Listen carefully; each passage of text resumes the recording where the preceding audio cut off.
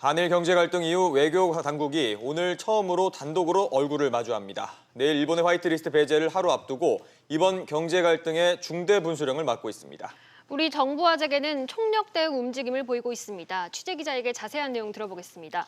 김현우 기자, 마침내 이제 한일 외교수장이 얼굴을 맞대는군요. 네, 아세안 지역 안보 포럼 ARF가 열리는 태국 방콕에서 우리 시각으로 오늘 오전 강경화 외교부 장관이 고노다로 일본 외상을 만날 예정입니다. 지난달 4일 일본이 수출 규제를 시작한 후 처음 열리는 한일 외교장관 회담입니다. 강 장관은 회담에서 두 나라 관계가 파국을 맞아선 안 된다는 이야기를 할 계획이라고 밝혔습니다. 우리나라를 화이트리스트에서 배제하면 일본도 피해를 입는다는 점을 강조할 것으로 알려졌습니다. 하지만 일본이 강경한 태도를 유지하고 있어 큰 성과를 기대하기는 어려운 상황입니다. 그동안 지켜만 봐왔던 미국도 개입 움직임을 보이고 있죠. 네, 그렇습니다. 어제 외신들은 미국이 한일 양국의 분쟁 중지 협정을 제안했다고 보도했습니다.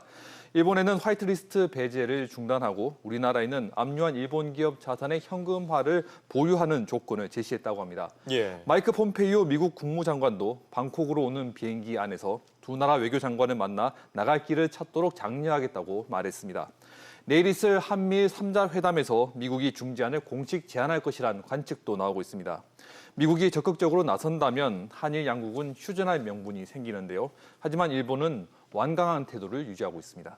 스가 요시대 일본 관방장관은 앞서 보도된 미국의 제안은 없었다며 화이트리스트 배제안은 예정대로 내일 처리할 예정이라고 재확인했습니다. 네, 이렇게 미국이 중재 움직임에도 불구하고 여전히 이제 일본의 추가 경제 보복 가능성이 좀 큰 상황인데 어제 일본에 간 우리 의원단 좀 어떤 성과가 있었나요? 네, 서청원 무소속 의원을 단장으로 한 방일단은 어제 일본으로 가 자민당 소속인 누카가 후쿠시로 이란 의원연맹 회장 등을 만났습니다. 서 의원은 두 나라 관계가 이대로 가선 안 된다는 것에 양측이 공감했다고 전했습니다. 서 의원은 또 화이트리스트 배제안이 발효되지 않도록 일본 의회가 노력해달라고 요청했다고 했는데요.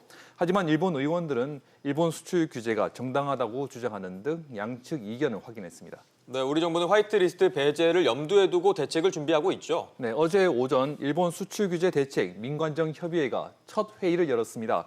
회의에 참석한 홍남기 경제부총리는 핵심 소재, 부품, 장비 기술 개발에 매년 1조 원 이상을 지원하겠다고 발표했습니다. 세제 금융 지원을 확대하고 대기업과 중소기업이 기술 개발을 위해 상생 협력 노력을 강화하기로 했습니다.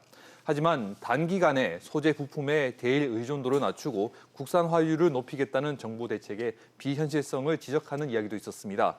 박용만 대한상공회의소 회장은 기술 개발은 긴 시간이 필요하기 때문에 해외 기술 기업을 인수하는 등 유연하고 열린 자세가 필요하다고 조언했습니다. 기업 간 거래 정부 개입은 최소화해야 한다는 주장도 했습니다. 또 어제 오후 청와대에서는 문재인 대통령과 이낙연 국무총리가 일본 규제 대응책을 최종 논의했습니다. 정부는 내일 일본이 화이트리스트 배제안을 가계에서 처리하면 바로 대일 메시지와 종합 대책안을 발표할 계획입니다. 네, 김 기자 얘기 잘 들었습니다.